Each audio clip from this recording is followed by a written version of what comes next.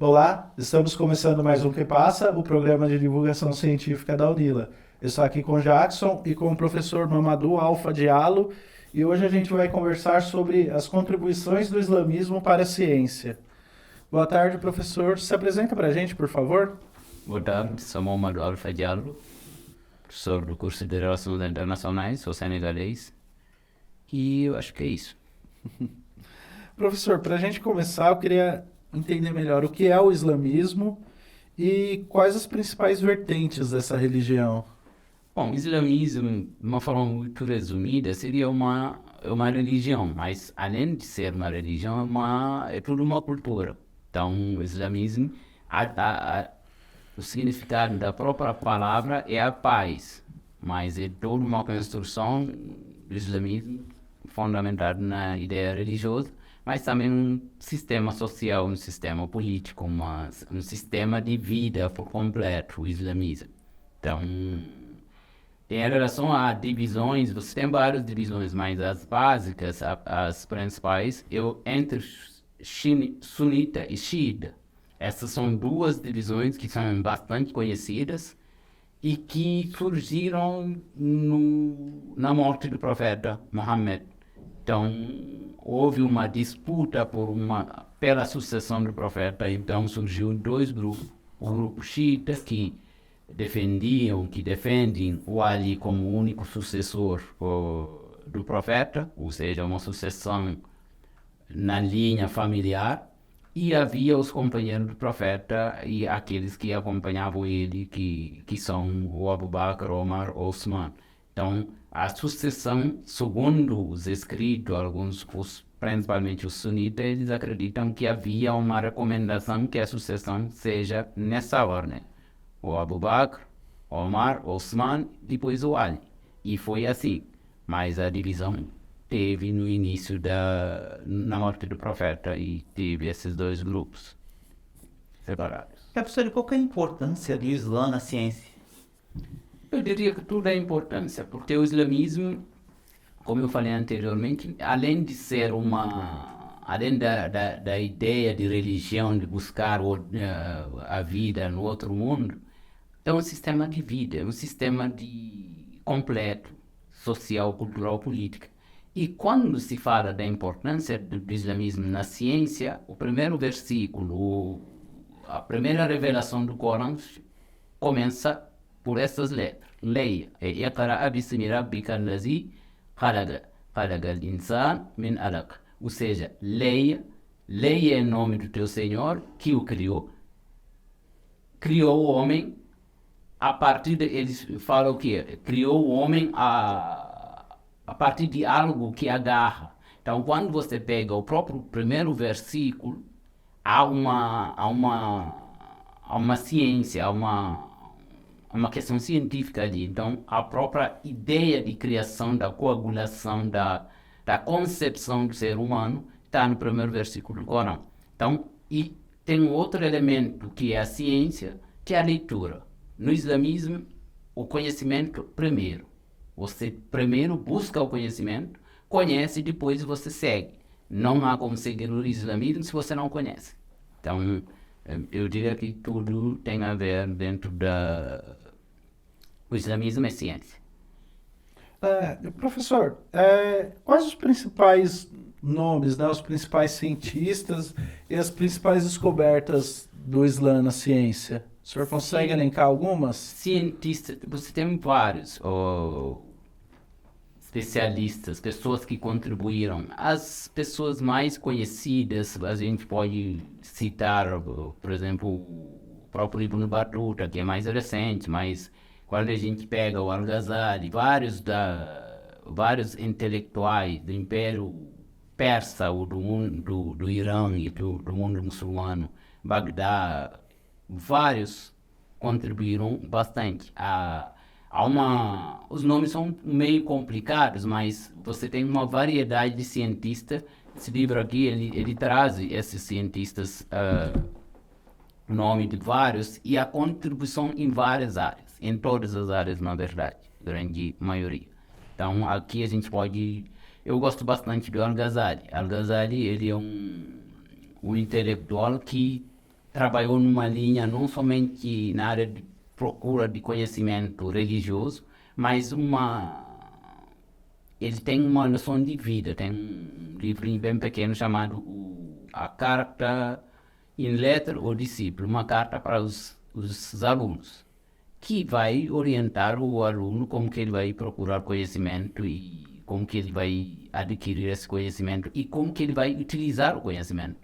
Porque uma coisa é a gente ter o conhecimento, outra coisa é a gente utilizar aquele conhecimento em benefício próprio ou em benefício principalmente da sociedade. Professor, a ciência e a fé islâmica, como que elas caminham juntas? Tem muito conflito entre essas duas vertentes? Não, a ciência, como eu falei anteriormente, ciência e fé são complementares, elas andam juntos. No mundo muçulmano, se você não acredita na ciência, porque a própria revelação do Corão é uma ciência. Então, se você não acredita naquilo ali, você não consegue seguir a religião. Então, ciência e fé andam juntos do ponto de vista do mundo muçulmano. Quando vocês pegam o sistema científico no mundo muçulmano, ele vem juntamente com a própria revelação do Corão. E várias das fontes, a principal fonte de conhecimento científico é o Corão. Depois você tem a Sunna. Só que a Sunna, você tem várias escolas, várias discussões acadêmicas, científicas, vários debates sobre a própria Sunna. O Corão um pouco menos debate sobre o Corão, porque há um entendimento de que o Corão é uma revelação divina, então há uma divergência dentro da interpretação, mas há menos em relação aos hadiths, a Sunna, que é aos ditos do profeta. Então, eu diria que fé e religião andam juntos, inclusive o que vai levar a ciência, o avanço da ciência é basicamente dentro da religião. O mundo muçulmano, durante todo o tempo, a expansão, desde o surgimento, o profeta, todas as conquistas que ele vai fazer com base na ciência. Quando ele, por exemplo, no caso da batalha de Badr, ele vai utilizar revelações para planejar a própria guerra, o próprio conflito. A negociação para a reconquista de Meca, ela não seria possível se fosse somente pensar do ponto de vista religioso. Então você tinha que pensar na ciência, capacidade bélica, que a gente poderia chamar. Então tem como você dividir os dois. Considero que são elementos que vão juntos. Professor, historicamente, né, no Ocidente, os padres, né, os missionários religiosos, eles foram cientistas, né, de renome que fizeram várias descobertas científicas, mas sendo padres católicos. No Islã existe também essa ligação entre os religiosos e a ciência, ou os religiosos trabalham só com a religiosidade? Há como eu falei anteriormente, não há divisão entre ciência e religião. O religioso no mundo muçulmano é aquele que domina, é aquele que tem o conhecimento. E o conhecimento, a base do conhecimento é a ciência. Então, o mundo muçulmano não tem os grandes sábios muçulmanos, são grandes cientistas também.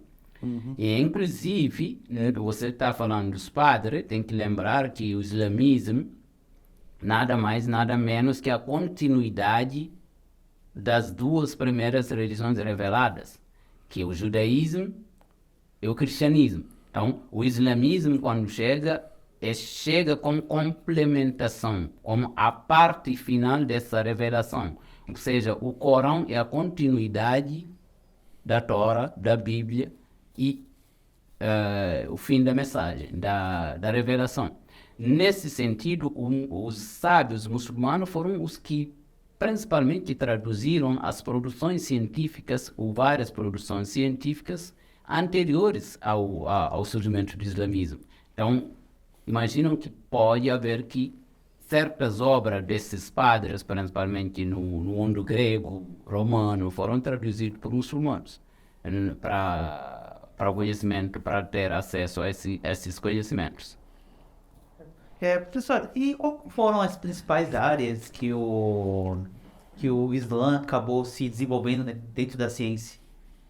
Eu diria bastantes áreas, todas as áreas, principalmente a medicina. Quando você pega a prática religiosa, o meu dia a dia, ele é totalmente pautado em, por exemplo, em bem-estar social. Então, quando você fala de bem-estar social, por exemplo, a medicina, hoje, depois da pandemia, a gente sabe como que a limpeza, como que a higiene ela é importante. Um muçulmano, há 5 orações diárias, uma das coisas que é obrigatória é a lavagem das mãos, 5 vezes por dia, pelo menos. A alimentação, você tem uma regra como que eu me alimento. Então, isso também é medicinal, é muito sábio. Eu não posso ingerir alimento além de 1/3 da minha barriga. Eu tenho que ter um espaço para alimento, um espaço para água, um espaço para ar. Caso contrário, a gente não sobrevive. E isso está tá no Corão, está na ciência islâmica. Então, todos esses fatos eles são calculados a partir de eu diria que é uma ciência na área de medicina, por exemplo. Você pegar a astronomia, que me parece que depois até a gente vai falar, também é a mesma coisa. A própria direção que eu vou pegar, como que eu vou saber aonde que eu vou me dirigir nesse momento para fazer a oração? O acompanhamento da lua, do sol, esses elementos vieram junto com o mundo muçulmano, se molda a partir desses elementos, se localiza a partir desses elementos. Então a gente pode, a área de medicina, a área de saúde, a área da astronomia, da geografia, enfim, várias das áreas são muito bem tratadas dentro do próprio Corão. Vocês vão ter vários versículos que vão tratar dessas questões. Então, eu só ia perguntar se, caso a ciência descubra uma resposta que o Alcorão não tenha, então ele pode vir a se moldar usando a ciência como base? Sim. Ou o livro é sagrado, não se mexe mais? Não, o livro, o Corão, ele não se mexe, ele não se modifica, ele não é inovado. Isso não significa que o comportamento do ser humano ou do muçulmano não muda. A ciência, fora da ciência religiosa ou fora do conhecimento do Corão, ela é totalmente aceita. Tem livros sobre o Corão e a ciência, a Bíblia e a ciência, que vão fazer essas comparações, esses estudos. Os avanços tecnológicos são muito bem-vindos dentro do mundo muçulmano. Todo ano, acho que esse ano não foi, mas normalmente sempre o pessoal aqui da Mesquita de Foz do Iguaçu, eles organizam uma observação da Lua a partir dali do Itaipu, no observatório ali, como é o nome? Ali no Polo Astronômico. Polo Astronômico. Por quê? Porque para nós, para iniciar o mês do Ramadã, tem que ver a Lua.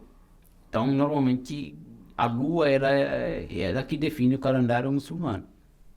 Então, anteriormente, como que a gente sabia disso? Olhando pelo céu. Então, hoje tem tecnologias mais avançadas que eu posso observar a Lua. Hoje, na prática, ninguém vai lá na beira do mar procurar a Lua, porque há tecnologias mais avançadas que permitem afirmar se houve aparição ou não da Lua.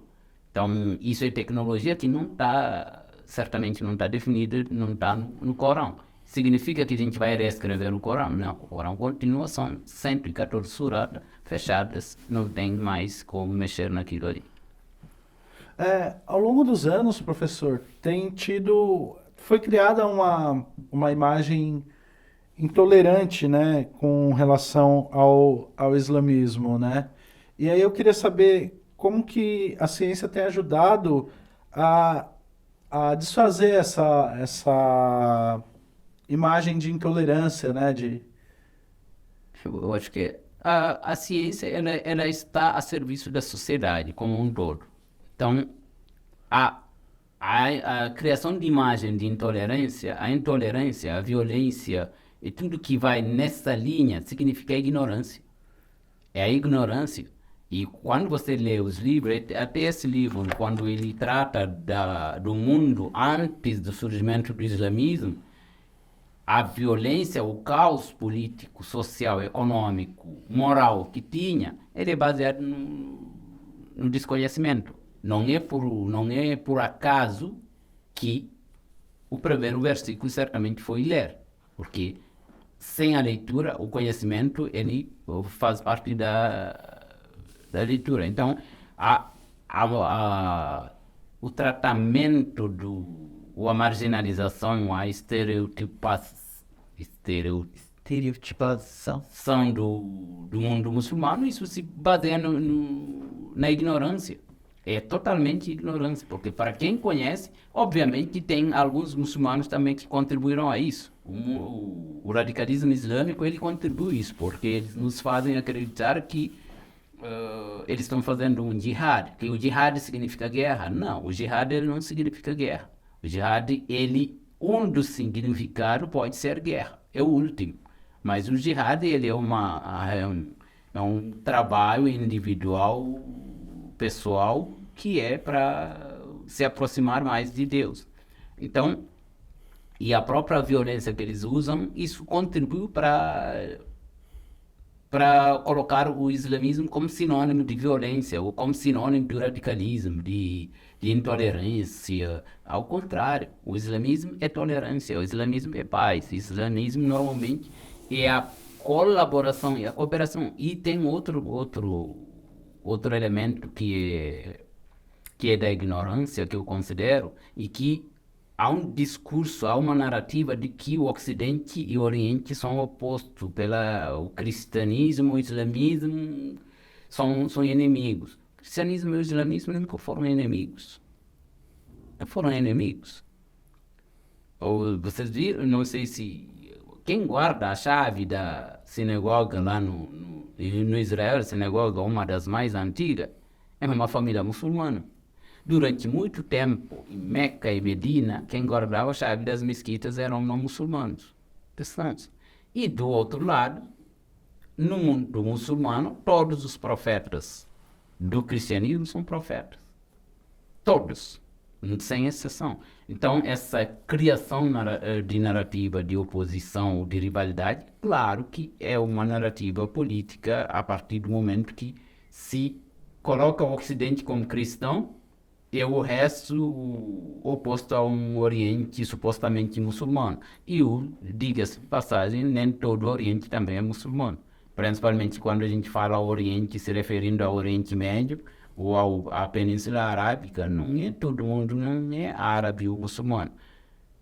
Então, e os muçulmanos, a grande maioria dos muçulmanos não são daquela região. Professor, o senhor acha que essa narrativa de oposição, né, entre cristãos e muçulmanos, ela gerou algum tipo de apagamento ou de não... Eu vou usar o termo apagamento aqui, mas gerou alguma forma de apagamento dos avanços científicos alcançados pelos muçulmanos? Não sei se consegue apagar, porque o conhecimento no islamismo ele é difícil você apagar, porque o Corão, quantas vezes vocês ouviram que o Corão está sendo queimado? Quem queimou o Corão? Podem queimar todos os livros do Corão. Enquanto você não queimar todos os muçulmanos, o Corão ele continua, porque o Corão ele é memorizado. Ele é memorizado, eu não preciso ter o livro na frente para fazer a oração. Então, é difícil você dizer que os dados, os fatos científicos do mundo muçulmano são apagados. Acho que há uma tentativa de apagamento ou de, pelo menos de construção de novas narrativas. Isso não é somente em relação ao mundo muçulmano, mas em relação ao mundo em geral, a América Latina que a gente está vivendo aqui. Então, nos fazem acreditar que a única civilização, que a própria ciência, é um fato ocidental. Eu dou uma disciplina, estou dando uma disciplina de introdução ao pensamento científico. Quando a gente estuda lá, eles vão dizer que isso surge no século XV, XVI, XVII, XVIII, século das luzes, século da Lumière, Revolução Francesa é outro. A própria ciência parece que surgiu naquele momento.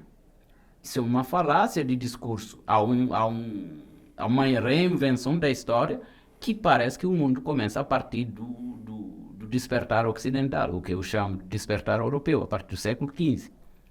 Lembrando que, quando a gente fala do próprio conhecimento do Ocidente, quem colonizou e, eu diria, civilizou o Ocidente, se ela é civilizada, César não concordaria comigo, foi o mundo árabe-islâmico, durante muito tempo, que ocupou a Península Ibérica. E vários dos elementos culturais, históricos, memoriais, fazem parte da bagagem do legado do mundo muçulmano.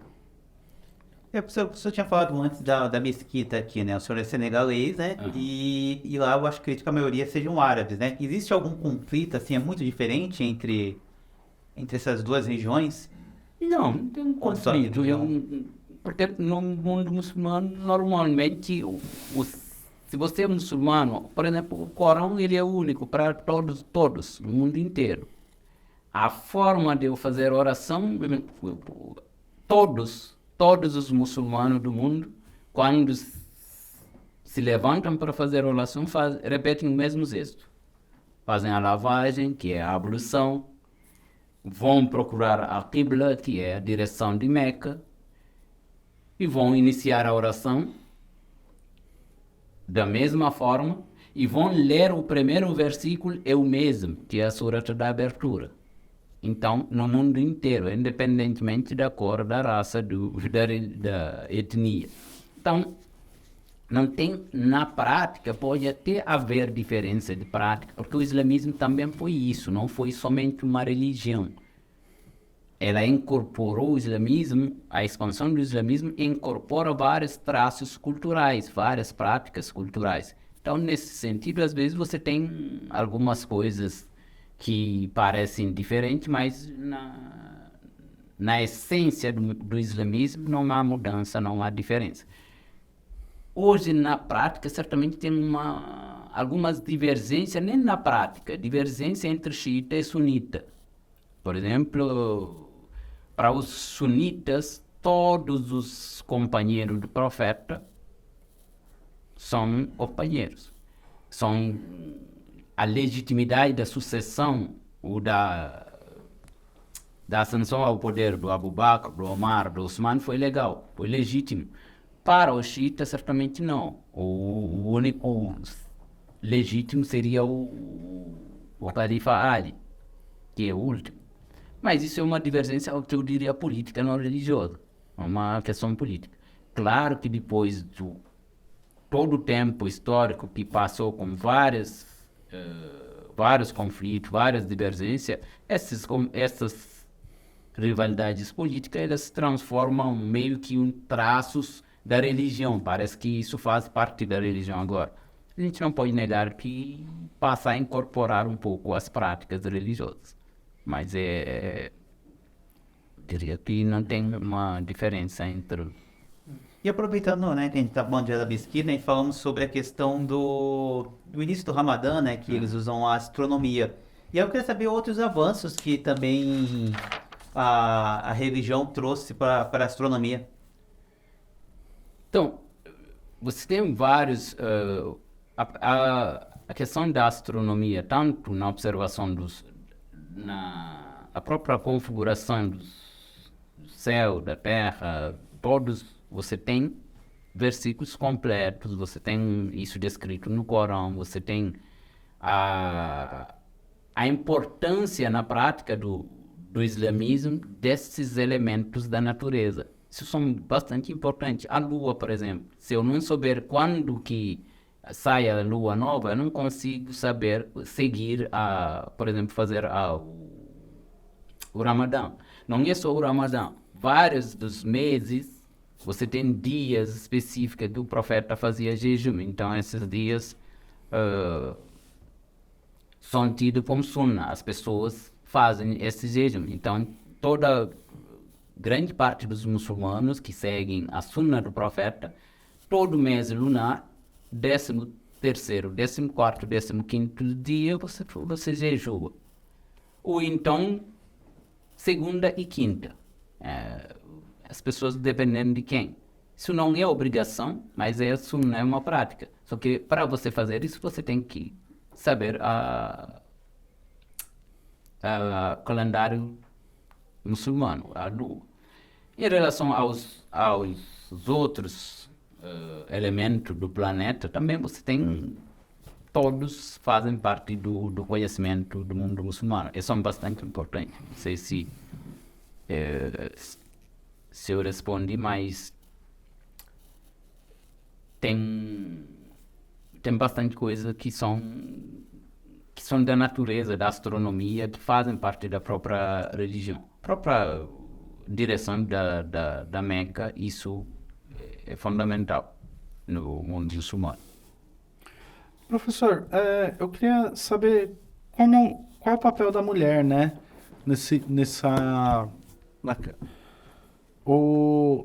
A mulher trabalhando como cientista no mundo muçulmano, né? Na cultura islâmica.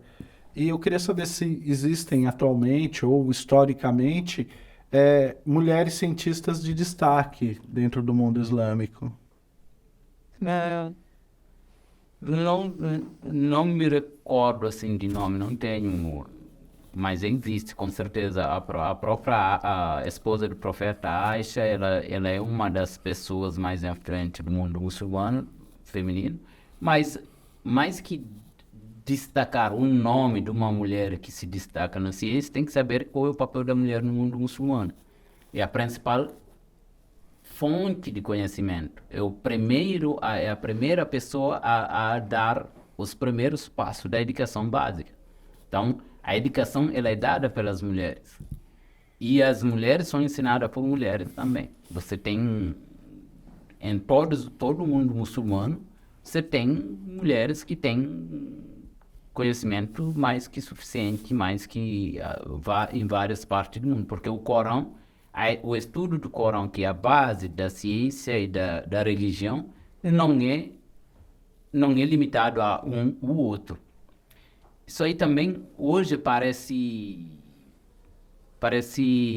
contraditório falar isso, que a mulher tem um papel de destaque no mundo muçulmano, principalmente depois que a gente vê o Afeganistão fechar as escolas ou expulsar as mulheres na escola. Parece que é em nome da religião. Isso é revoltante, porque quando se sabe que não tem fundamento religioso para que você divide. Todo mundo deve procurar conhecimento. O conhecimento ele é central no mundo muçulmano, e as mulheres são as primeiras e são as principais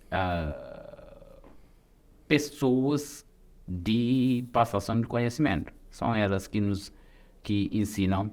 No mundo muçulmano, quem cuida não somente o fato de cuidar das crianças da casa, mas quem dá o ensino é a mulher. O grande exemplo é a mulher. E como que é para um muçulmano fazer pesquisa aqui no Ocidente? Deve ser uma barreira a mais? Ou questão cultural? Não, porque não sei se você não faz pesquisa. Eu estou fazendo pesquisa como muçulmano, mas você faz pesquisa como cientista. E no mundo ocidental, os grandes professores, os grandes cientistas também eles bebem na literatura muçulmana. Então, quando você pega quem estuda a egiptologia, a base do conhecimento, quem que inventou, quem que tem... Então, grande parte das fontes de conhecimento são fontes muçulmanas. Então, não vejo uma diferença de fazer ciência, seja porque eu sou muçulmano. Às vezes, no mundo atual, onde o terrorismo, o preconceito, isso pode, certamente, em pequena parcela, influenciar um pouco uma discriminação, mas eu não diria que isso é devido ao fato de você ser muçulmano ou não. Mas alguma área da ciência entra em conflito com a religião? Por exemplo, alguma área da ciência moderna, digamos, entraria em conflito com conceitos muçulmanos? Assim, por exemplo, um muçulmano, por exemplo, não pode trabalhar com determinada atividade porque entraria em conflito com conceitos religiosos? Eu não conheço, eu não posso te afirmar que não tem, mas eu não conheço. Eu acredito que se tiver também deve ser exceções. Não tenho conhecimento de uma área que seja proibida eu trabalhar. Tem algumas coisas do ponto de vista religioso que eu não posso fazer. Por exemplo, não vou trabalhar na venda de bebida alcoólica. Isso é uma coisa proibida para o muçulmano. Então, imagino que o muçulmano, quando ele tem uma opção, ele não vai, por exemplo, fazer ciência para aprimorar a produção, a comercialização da bebida alcoólica, por uma questão religiosa. Significa que os muçulmanos não vendem ou não tomam bebida alcoólica? Obviamente que não. A gente sabe que a realidade é outra. Mas é uma das áreas que eu diria que certamente seria pouco você ver muçulmano investindo tanto dinheiro quanto intelectualmente para trabalhar, devido a uma questão religiosa que é a proibição de comercialização. Essa proibição, ela tem a ver com a saúde, com o equilíbrio da sociedade. Porque antigamente não era proibido o muçulmano beber. Certamente essa proibição ela foi progressiva. Mas quando se percebe que a bebida ela transforma os indivíduos, ela causa mal à sociedade, aí você chega a um momento de proibição total. E percebendo também o homem, quando você diz não mexe, aí dificilmente as pessoas ficam nas proibições. Aqui a gente vê todos os dias os acidentes de trânsito, as pessoas, infelizmente, não levam em consideração somente as proibições ou as interdições. Eu estava vendo, durante esse mês, teve alguns podcasts, fizeram alguns debates entre ciência e religião, né? Que o povo estava pedindo, porque estavam meio que tratando como inimigos, né? Aí levavam um professor, um cientista e um pastor. E aí, pelo que o senhor está falando, na questão muçulmana, as duas vertentes andam juntos, né? Não é que nem, digamos aqui, que eles querem colocar religião versus ciência. Acho que também tem esse conflito, assim, às vezes. Eu acho que no mundo muçulmano, quem segue realmente a religião, ele é cientista. Ele tem que saber ter conhecimento. E o conhecimento, ele não é... O que é a ciência? A ciência é um conhecimento consolidado, um conhecimento feito com metodologia que é capaz de ser comprovado, ou pelo menos testado, falseado, como diria o Karl Popper. Mas, se você não tem essa possibilidade de aprendizado, o próprio aprendizado, a forma de aprender, de memorizar o Corão é uma ciência. A memorização, você tem vários métodos, mas o método de memorização do Corão é uma ciência. E faz parte, a gente estava falando das áreas de ciência, a memorização do Corão é comprovado hoje, que ajuda também a manter as pessoas mais ativas do ponto de vista psicológico, da memória. A oração e todas essas práticas, elas contribuem no equilíbrio do indivíduo. Então, eu não acredito que haja um conflito.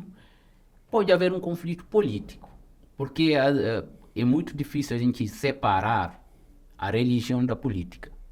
Há um pressuposto no Ocidente de que essas duas andam separadas, que o Estado ele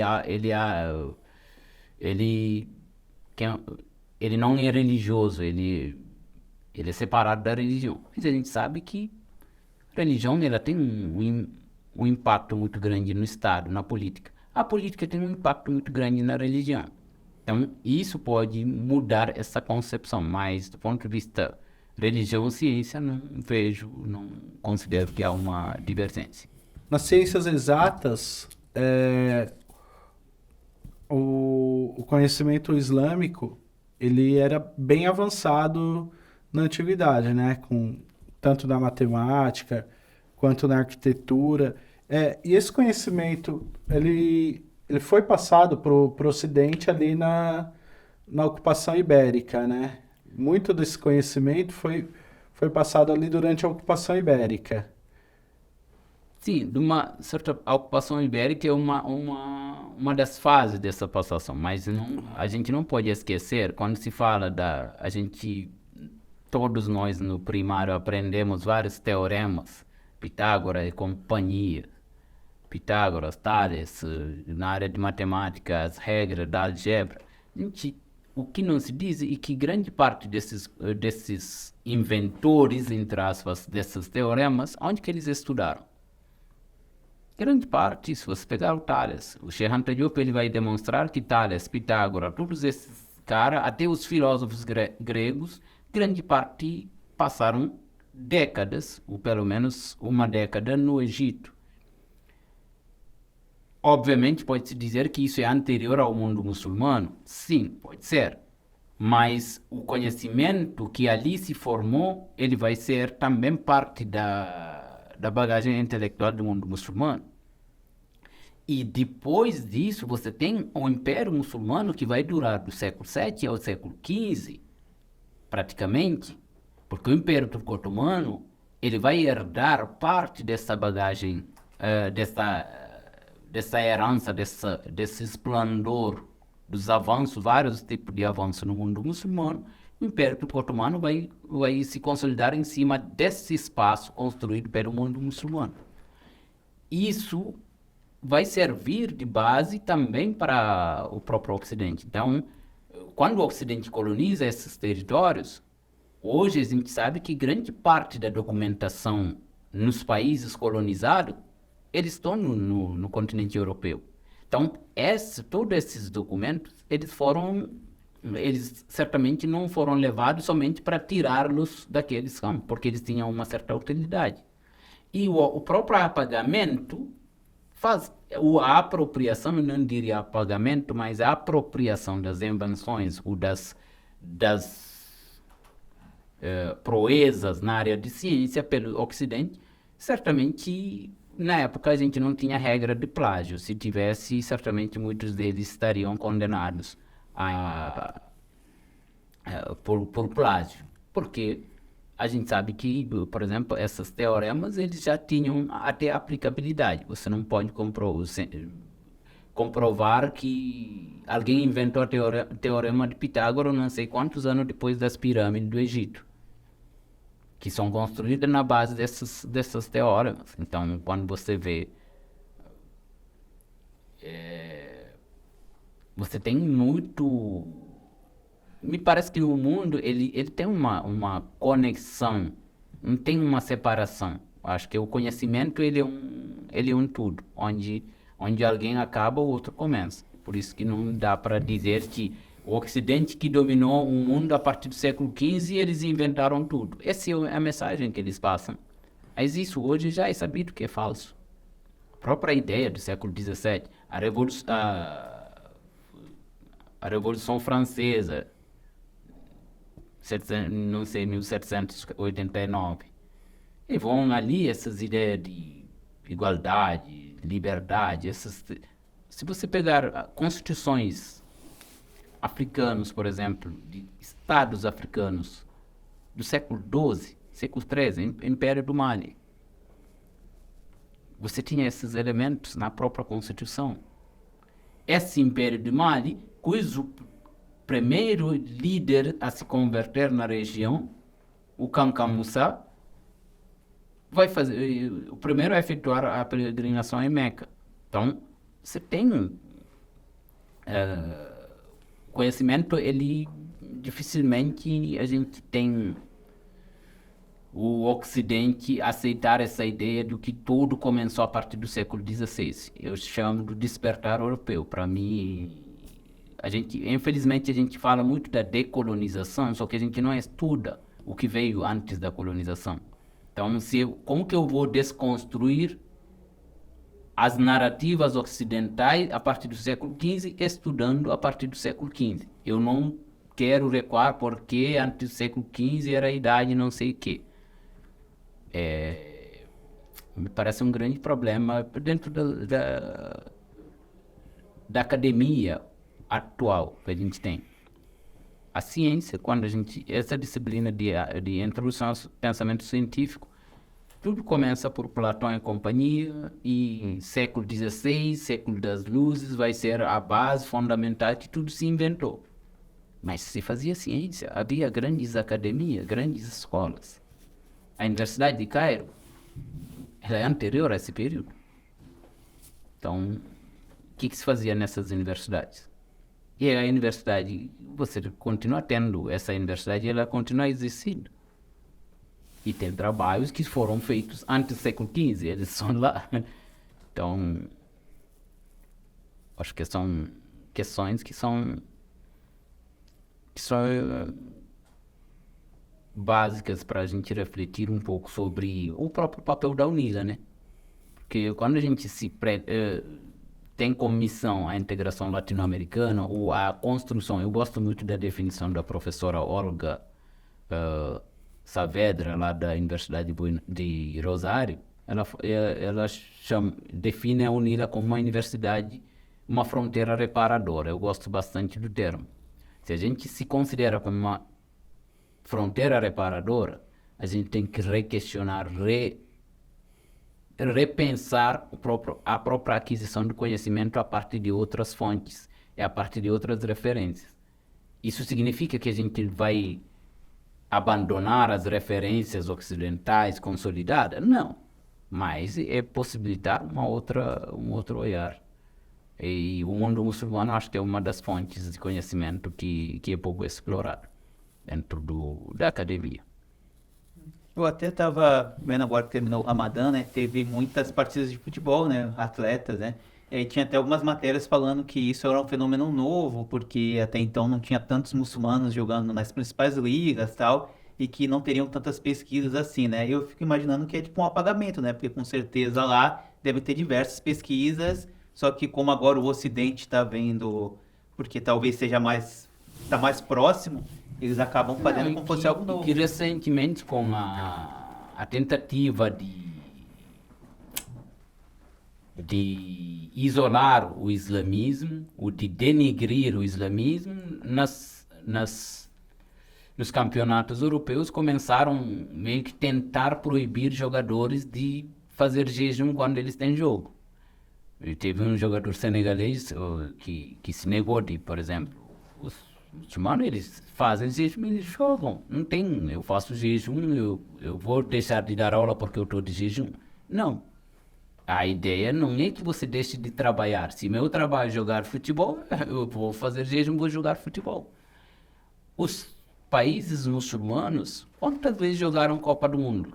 Quem não viu o jogo Algéria e Inglaterra? Foi o jogo mais interessante da Copa do Brasil. Acho que era oitavo ou quarta de final, não me lembro, em Porto Alegre. Os algerinos jogaram 120 minutos, prorrogação. Os algerinos estavam em jejum. Eles só quebraram o jejum no intervalo da prorrogação. Mas por isso eles deixaram de jogar? Não. E jogaram normalmente. Então, essa ideia de jejum com futebol, quando eu faço jejum, eu faço todas as minhas atividades. Todas as minhas atividades. Porque dentro dessa, cientificamente também é comprovado e é recomendado, se eu tenho algum problema de saúde que o jejum pode provocar, é recomendado para eu não fazer jejum. Então, quando é comprovado que o jejum te faz mal, tem outras formas de compensar isso. Só que a regra é que você faça jejum. Então, e eu faço jejum, eu vou dar aula normalmente. Eu vou vou desmarcar a entrevista com vocês porque eu estou de jejum. Não. Tá, é uma outra, eu acho que é uma tentativa de isolar, de influenciar negativamente esses jogadores. Tanto que teve a polêmica também de paralisar para eles se alimentarem, mas se for para beber água, uma paralisação não tem uma mesma polêmica, né? Exatamente. Você pode parar o jogo para beber água, mas para se alimentar aí já cria uma polêmica que vai Na verdade, paralisar o jogo. quando eu faço jejum, eu tenho um horário, um momento de quebrar o jejum, eu sou obrigado a quebrar o jejum. É sunnah quebrar o jejum na hora. Essa quebrar o jejum significa que eu vou parar, vou comer e encher a barriga? Não. O profeta ele quebrava o jejum com 3 tâmaras. Então eu posso quebrar o jejum com uma bala. Um chiclete que o treinador dá para o jogador lá, ele quebra o jejum. Claro que não é recomendado, depois de tantas horas de jejum, você ingerir mais açúcar. Então, uma água, enfim, uma fruta. Mas o jogador ele pode tomar um gole de água e continuar jogando no intervalo. Se ele tem alguma coisa para comer, ele come. O problema é você tentar impedir, porque se você fizer jejum, o rendimento vai diminuir. Pode ser que ele diminua, porque você é humano, mas isso faz parte da prática. Eu faço jejum, os alunos eles não percebem que eu estou de jejum. Uma vez, uma aluna percebeu, em sala de aula, no primeiro ano que eu estava dando aula aqui, porque estava muito quente, era o mês de junho, mas estava muito quente. E eu tomava 2, quase 3 garrafinhas de água durante a aula. Aí começou o Ramadã, eu cheguei, dei aula no intervalo, eu não tinha tomado água, não virou uma garrafa de água, uma aluna saiu, foi na cantinha lá do PT e comprou uma água. Professor, aqui uma água, eu vi que o senhor... será que o senhor esqueceu de trazer água? Eu vi que hoje o senhor não está tomando água. Ela percebeu que eu não estava com água, ela sabia que eu tomava muita água. Então ela gentilmente comprou uma água para mim. Mas eu agradeci para dizer para ela que eu estava de jejum. Então, não muda grande coisa. Parece que é muito mais para criticar a religião e um certo preconceito do que propriamente o jejum, né? Uma fórmula de... Porque o jejum pode ser que em algum momento tenha um impacto um pouco negativo, mas não influencia muito no rendimento do jogador. Jogador profissional, como Sadio Mané, Ahmed Salah e companhia... Benzema foi o melhor do mundo. Benzema, eles jejuam desde que eles tinham 12, 13 anos. Também. E eles jogavam bola. E não tem porquê no momento. E se você olhar até mais profundamente, quando eles começaram a jogar, eles nem tinham alimentação suficiente. Agora que eles têm todas as condições depois de se alimentar adequadamente, eles têm condições de vida muito melhor em todos os sentidos, não é agora que o jejum vai impedir. Então, esses jogadores, se você dizer que eles não vão jejuar, eles não vão jogar. Sadio Mané, se você dizer que ele não vai fazer jejum, ele vai quebrar o jejum para jogar, ele não vai jogar. Faltou falar alguma coisa, professor? Você acha que quer falar mais alguma coisa?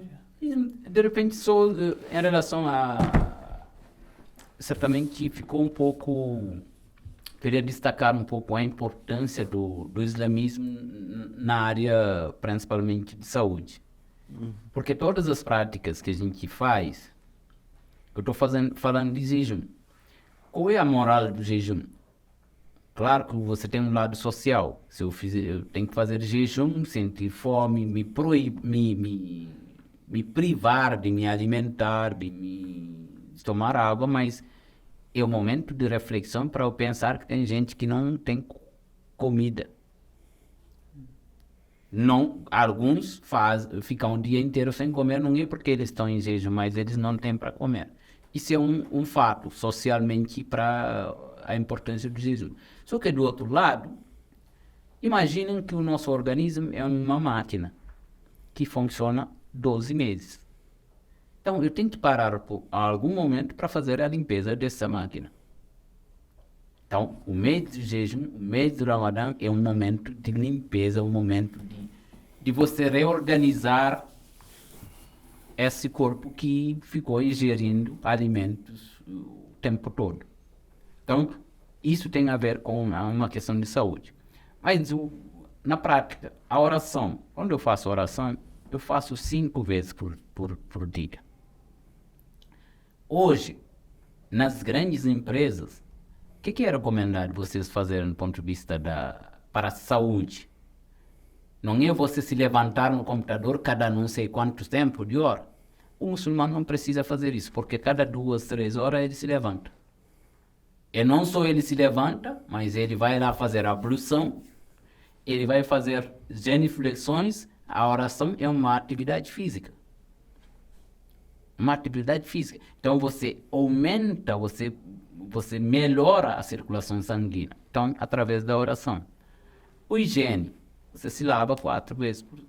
Então, você tem todas as práticas do mundo muçulmano, elas têm a ver com o equilíbrio entre corpo e alma.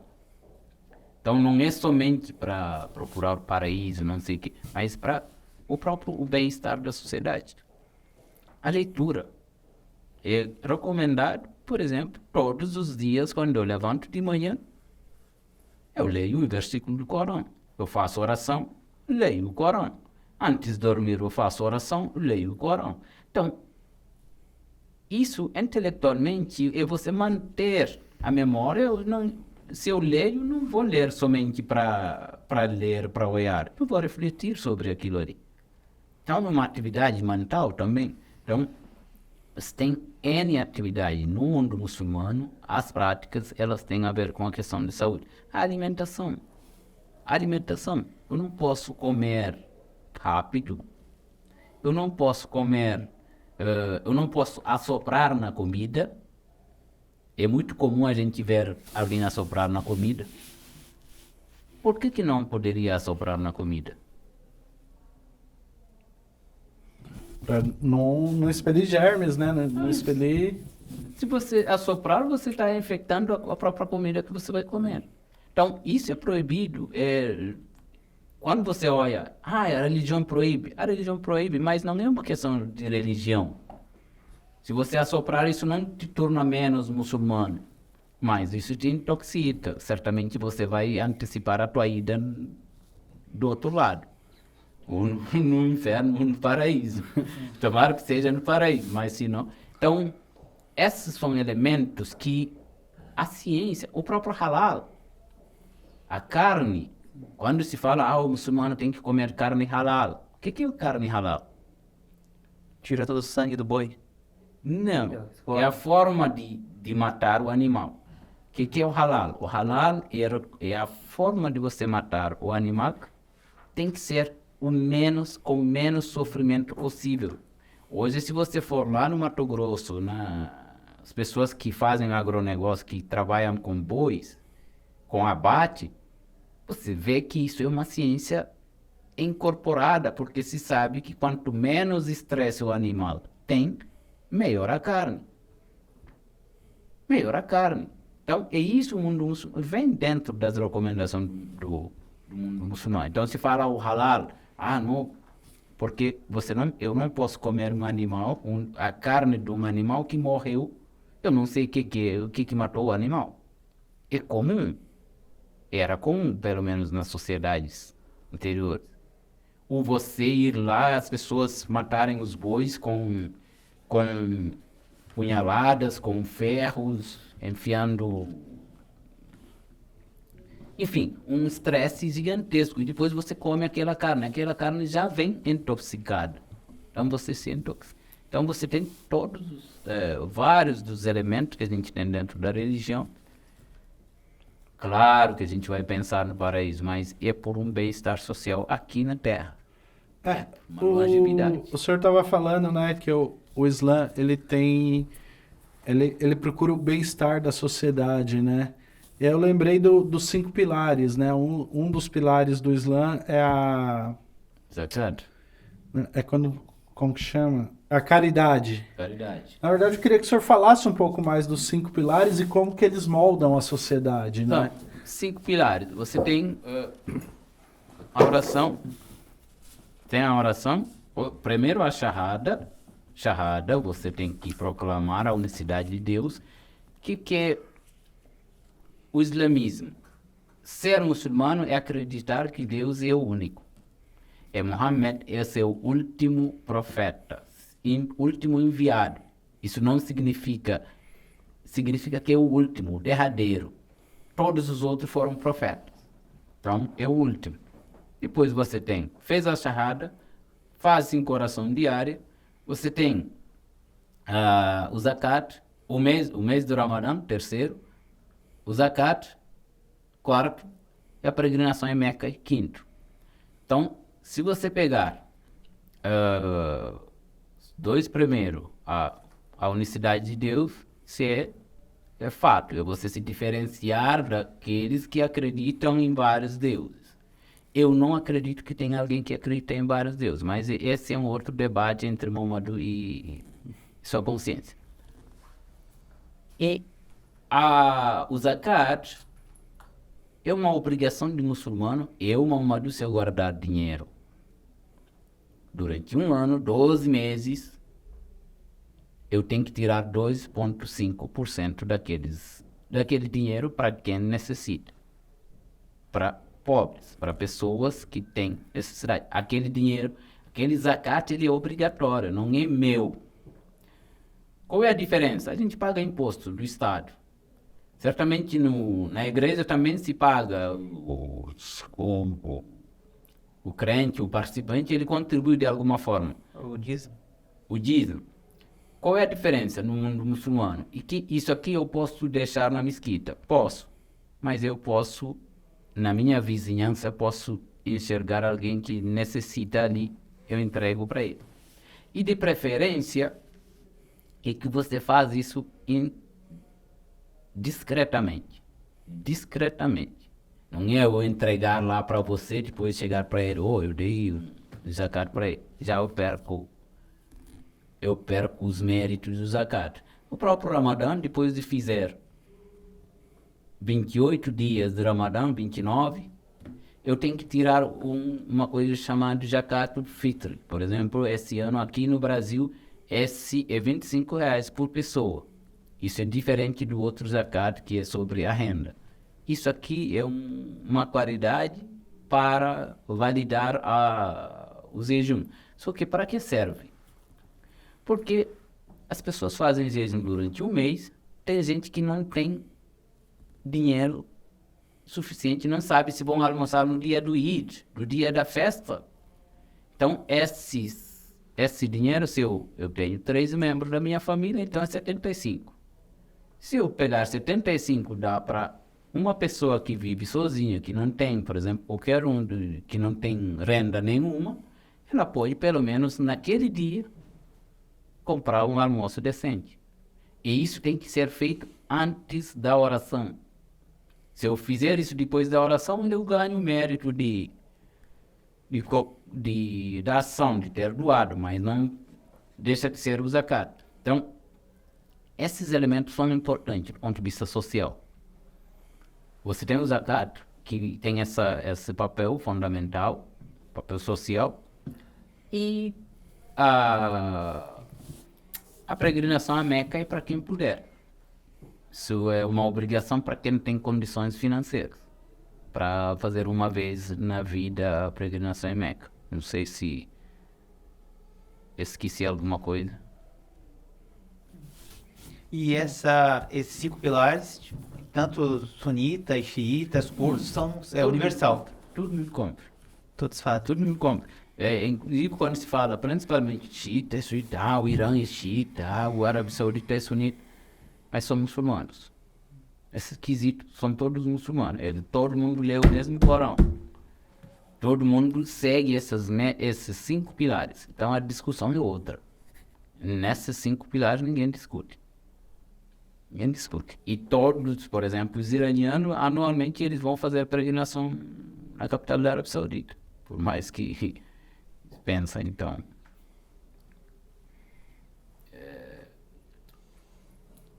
Eu acho que é isso que eu considero bastante relevante. Essas práticas não é somente toda prática religiosa, ela tem aquela ideia de do paraíso, isso é uma coisa, sim, mas há uma coisa muito bem fundamentada para melhorar o bem-estar da pessoa aqui. Falando, voltando até falar de futebol, o próprio Kanté fala, né, várias vezes, ele ganha muito dinheiro, mas fala que não precisa de tudo aquilo, né? Por isso que ele faz diversas ações no seu país. Sadio Mané, O Mané também, né? o Mané no Vilarejo, o Senegal tinha uma piada agora, todo mundo quer se mudar para Bambali, que é o vilarejo do Mané, porque nasceu, cresceu ali, um lugar muito pobre. O que ele faz? Ele vai lá, ganha milhões, o que ele vai fazer com... Ele quase que construiu escola, hospital, modernizou a cidade quase toda e dá uma coisa para cada morador daquela cidade, mensalmente. Distribui dinheiro, cestas básicas para todo mundo. Você não vê ele com luxo, ele não quer isso. Então ele faz, não fazendo, porque é isso. Ele tem o mínimo necessário para viver. E assim ele dá para os outros também viver melhor. É o mínimo que se espera, porque a ideia do próprio Zakat é que, normalmente, se você pegar 2,5%, pensa numa empresa, pensa numa Itaipu binacional, tirarem 2,5% de Zakat, quantas famílias eles podem tirar da pobreza? A ideia inicialmente no mundo muçulmano era que se eu receber zakat esse ano, que eu não receba no ano que vem, porque eu não preciso mais. Eu receber aquele dinheiro, usar aquilo ali para fazer alguma coisa, alguma atividade para poder no ano que vem dar zakat para uma outra pessoa. Então, todo ano, normalmente, você tira uma porção de gente na pobreza. Não é uma realidade hoje. Que as pessoas pegam... Mas se você pegar aqui na comunidade muçulmana, aqui em Foz do Iguaçu, se você focar em poucas pessoas, você consegue tirar essas pessoas da pobreza. Alguns empresários aqui, se eles dão todos a cada deles por ano para uma pessoa, essa pessoa pelo menos pode abrir um lanchonete e comprar alguma coisa para revender no ano que vem, já tem lucro suficiente para não precisar mais dessa ajuda. Porque a ideia social é a gente continuar ajudando.